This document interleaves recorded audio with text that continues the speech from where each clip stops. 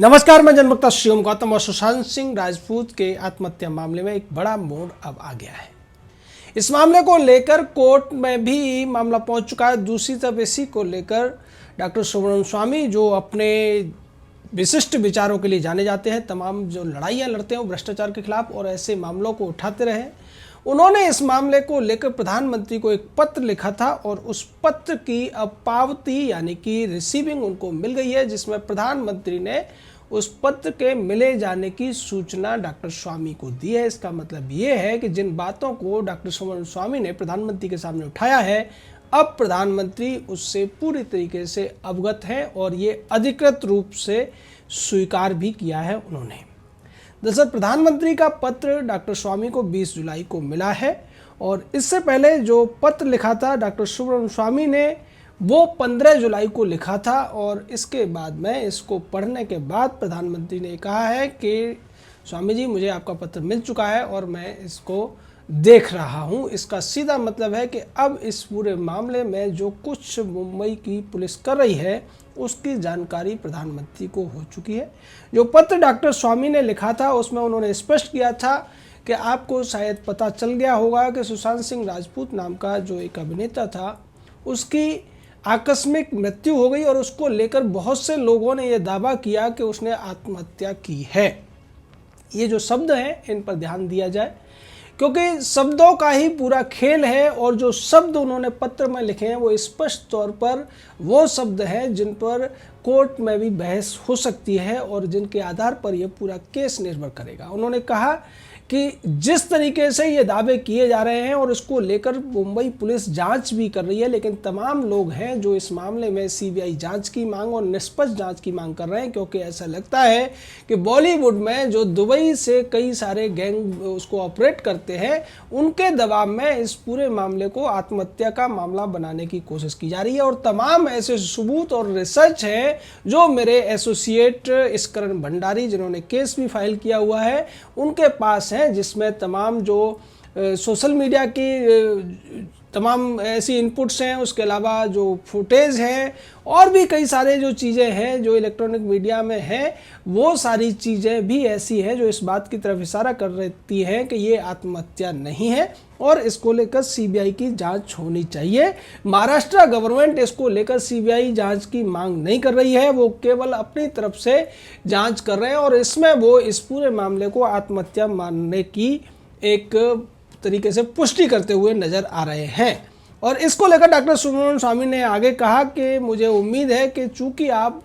जनता से जुड़े रहते हैं, जनता के मामलों को बेहतर तरीके से समझते हैं, जनता की भावनाओं को समझते हैं, इसीलिए आप या तो महाराष्ट्र के मुख्यमंत्री को इसकी सलाह दें या राज्यपाल को कहें कि वो सीबीआई इंक्वायरी के लिए इस मुद्दे को आगे बढ़ाएं। और उम्मीद है कि आप पूरे जो लोगों की भावनाएं हैं उसके साथ ही चलते हैं, तो इसलिए मैं उम्मीद कर सकता हूं कि आप इस मामले में अच्छा और उचित निर्णय लेंगे। यानी सीधे तौर पर अब डॉक्टर सुब्रमण्यम स्वामी ने ये जो गेंद है वो पाले में डाल दी है प्रधानमंत्री की, और इसके दो संकेत हैं। फिर यह सवाल कुछ लोग ये कर सकते हैं कि जब प्रधानमंत्री को उन्होंने पत्र लिखा तो प्रधानमंत्री से ये उम्मीद क्यों की कि राज्य सरकार को ये निर्देश करें, सलाह दें कि वो सीबीआई से इसकी जांच कराए। तो इसके पीछे कारण ये है कि सीबीआई अगर किसी राज्य के किसी मामले को जांच करती है तो वो सू मोटो करने की बजाय वो राज्य सरकार उसको रिक्वेस्ट करती है, तब सीबीआई उस मामले की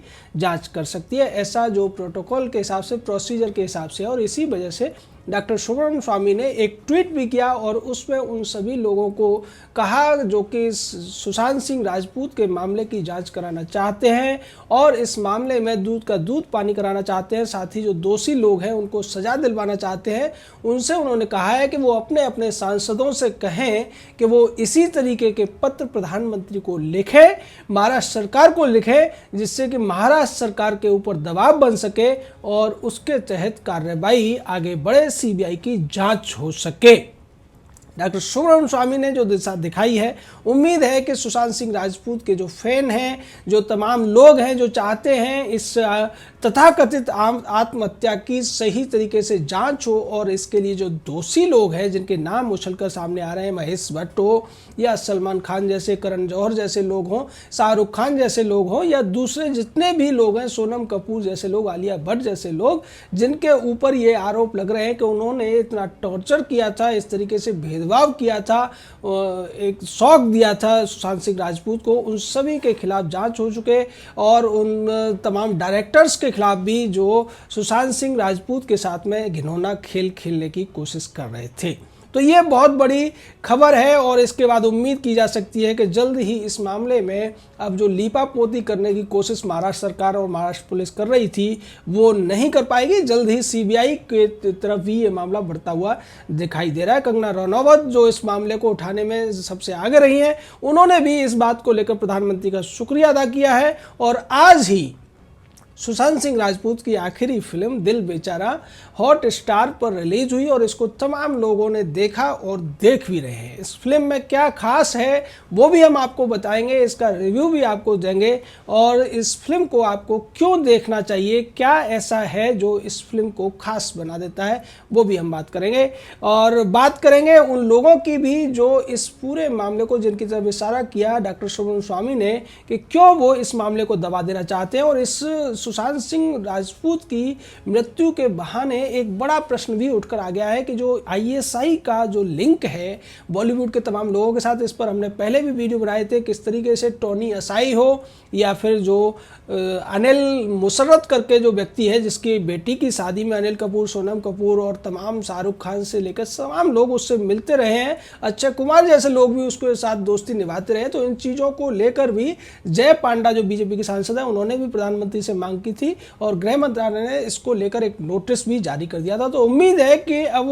बॉलीवुड के अंदर जो एक डी गैंग का या इसी तरीके के दुबई से ऑपरेट होने वाले माफियाओं का जो पैसा लगता है उसको लेकर अब सरकार काम कर रही है।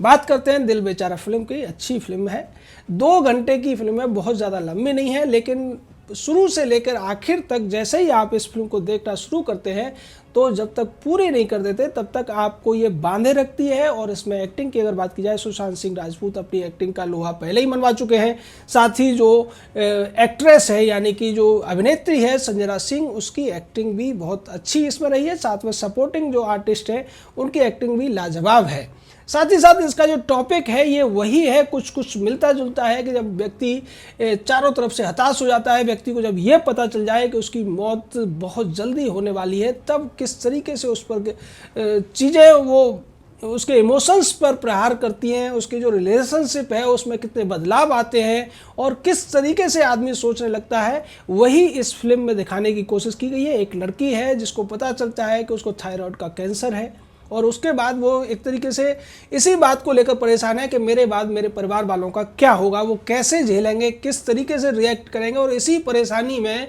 वो सामान्य ज़िंदगी जीना भूल चुकी है। दूसरी तरफ उसको एक लड़का मिलता है जो बिल्कुल बिंदास है, बिल्कुल बेफिक्र है, उसे किसी चीज़ की चिंता नहीं है और वो हर चीज़ में बहुत ज़्यादा लाइटली लेता है। वो सोचती है कि ये तो पागल है, ये तो एकदम सिरफिरा है, लेकिन बाद में धीरे धीरे उस लड़की को उस लड़के के प्रति एक आसक्ति होने लगती है और बाद में उसे पता चलता है कि ये भी निश्चित तौर पर इसको पता है कि इसकी मृत्यु भी निकट है, उसके बावजूद ये चीज़ों को बहुत हल्के ले रहा है। और वास्तव में ज़िंदगी का फलसफा यही है कि अगर आपको ये भी पता है, जैसा कि शुरू से बताया जाता है, गीता में भी कहा गया है कि जातस्य ध्रुवो मृत्यु, यानी कि जो जन्मा है उसकी मृत्यु निश्चित है। लेकिन मुश्किलें तब आती है कि जब व्यक्ति को ये पता चल जाए कि उसकी जो मौत है वो 1 महीने बाद, 2 महीने बाद या 1 साल 2 साल बाद होती है। तो ये पूरा का पूरा जो प्रेशर है परिवार पर रहता है, मिलने जुलने वालों पर रहता है और हम उस 1-2 साल का जो समय बचा हुआ है उसको जीने की बजाय उसको रो रो कर काटना शुरू कर देते हैं। यही इस फिल्म का फलसफा है कि उसको काटने की ज़रूरत नहीं है, उसको आपको परेशान होकर, दुखी होकर आपको उसको एक तरीके से इंतज़ार करने की ज़रूरत नहीं है, बल्कि आपको जीने की ज़रूरत है। आपके पास जितना समय है आप उसको हंसकर मुस्करा कर जिए। ये इस फिल्म का पूरा एक तरीके से मैसेज है और उन सभी लोगों को जो ज़िंदगी से प्यार करते हैं और मुश्किलों से थोड़ा घबरा जाते हैं या मुश्किलों को लेकर उन्हें नहीं पता कि क्या करना है, उन्हें ये फिल्म ज़रूर देखनी चाहिए। और ये भी देखना चाहिए कि आखिरी वक्त में सुशांत सिंह राजपूत ने किस तरीके की एक्टिंग की है। इससे पहले वो छिछोरे की उन्होंने जो फिल्म बनी थी, हालांकि उसको लेकर कई सारी आपत्तियां लोगों की थी कि उसमें जिस भाषा का इस्तेमाल हुआ था, जिस तरीके के सीन्स थे या जो द्विअर्थी संवाद थे, उन सारी चीज़ों को अगर साइड में रख लें तो वो भी एक बहुत अच्छी फिल्म थी। और उसका जो संदेश था वो ये था कि जिस तरीके से एग्ज़ाम के अंदर बच्चे प्रेशर में आ जाते हैं, प्रेशर के बाद में कई सारे बच्चे नासमझ बच्चे जाकर अपनी जान तक गंवा देते हैं, तो उस फिल्म का भी उद्देश्य ये था कि वो सब करने की ज़रूरत नहीं है।